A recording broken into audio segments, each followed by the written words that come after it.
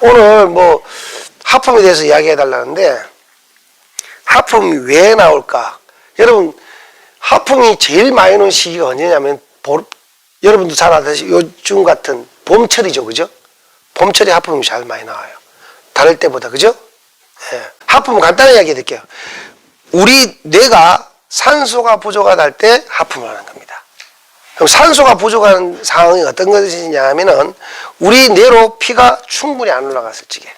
그럼 왜 봄철에 하필이면 하품이 많이 일어나느냐 하면 겨울 내 우리가 활동을 잘 안 하고 있다가 우리 몸이 추우니까 활동을 많이 하기 싫죠, 그죠? 심장도 그렇고 모든 기관들이 안 하고 있다가 봄이 되니까 따뜻해지잖아, 그죠? 따뜻해지니까 그때부터 활동을 하기 시작합니다. 활동을 하게 되면은 피가 많이 필요하고 영양분도 많이 필요하고 또 산소도 많이 필요한데 활동력이 줄어들면은 안 되기 때문에 산소를 많이 넣어야 되는데 산소가 없는 피가 내려 올라가게 되면 뇌가 어때요? 여기 왜 이래? 산소가 안 보내줘. 그래서 산소를 억지로 빨리 받아들이기 위해서 하품을 하는 거예요. 이렇게 하품하잖아, 그죠? 그 봐봐요. 할 때 공기가 많이 들어가잖아요.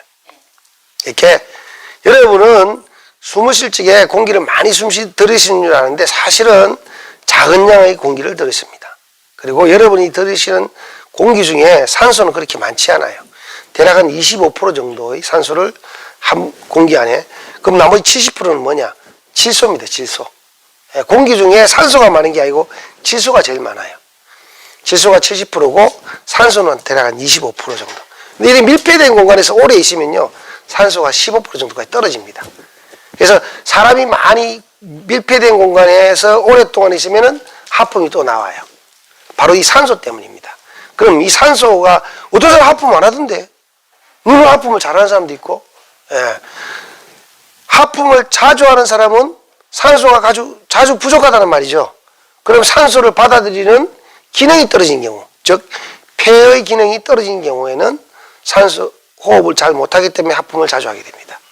두 번째는요, 산소를 데리고 갈 수 있는 피가 충분해야 되는데 피가 부족할 때도 하품을 하게 됩니다. 피를 만드는 기관은요, 뼈라고 생각하지만은 뼈에서 피를 만들기 이전에 피를 만들 수 있는 재료를 다 모으고 정리하는 곳은 간입니다. 그래서 간이 크지 않고 작은 사람들, 즉 기능이 떨어진 사람들, 이런 사람들은 다른 사람보다 하품을 많이 하게 됩니다. 이렇게 하품 하나 하는 거 보고도 그 사람이 어디가 아픈지를 알 수 있다는 것 중에 하나가요. 또 어떤 경우냐? 자, 다 좋아요. 심장도 튼튼하고 뭐 영양분도 충분하고 간도 튼튼하다 합시다. 예를 들어서 그럴 때도 하품하는 사람이 있습니다. 어떤 사람? 여러분 쉽게 이야기하죠. 피곤한 사람들. 막 일을 너무 해가지고 온 팔다리 다 아프고 힘든 사람들은 피를 많이 온몸에 보내야 되기 때문에 산소가 풍부해야 되는데 불구하고 풍부하지 못하다고 판단할 때는 일시적으로 하품할 수도 있습니다. 또 한 가지요. 가장 중요한 것 중에 하나가 여러분이 잘 알고 있는 목 디스크 들어봤죠? 예, 목에는 디스크는 없지만은 목 디스크 증상이 있어서 손발이 저린 사람 있죠. 특히 손이 저린 사람들은 하품을 잘 할 수 있어요. 왜냐하면은 목 디스크의 증상이 손끝 저림이거든요. 예, 그 다음에 이제 테니스 엘보가 온다든지 손목 터널 증후군 이런 것들도 오는데 이런 증상을 호소하는 사람들은 하품을 자주 할 수 있어요. 왜 그러냐면은 목이 긴장을 해가지고 머리로 피는 올라가기는 가는데 내려오지는 못해요. 잘. 이런 사람들도 하품을 잘합니다.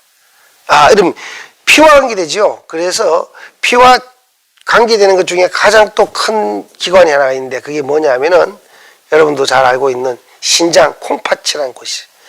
콩팥 아시죠? 콩팥. 예. 콩팥은 피를 걸러내고 정리하는 기관인데 잘 걸러내지를 못하게 되면은 피 속에 쓸데없는 것이 많아가지고 산소하고 영양분이 충분히 머리로 안 올라가게 됩니다.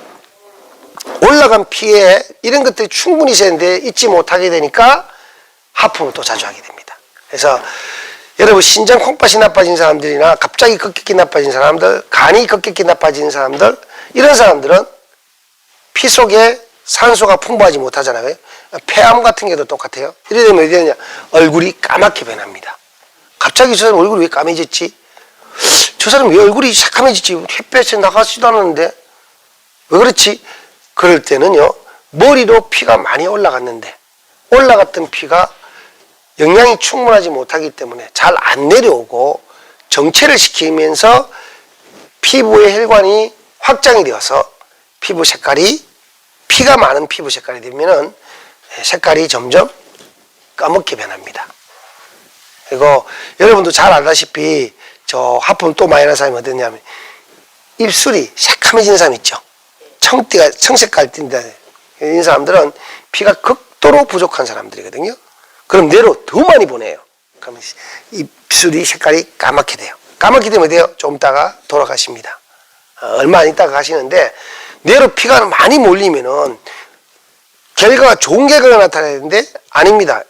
많이 몰린다는 것은 피 속에 충분한 영양분이 없다 보니까 산소와 영양분이 충분하지 못하다 보니까 뇌의 활동에 장애를 일으켜요. 장애를 일으키니까 더 많은 피를 보내려고 노력하게 돼요.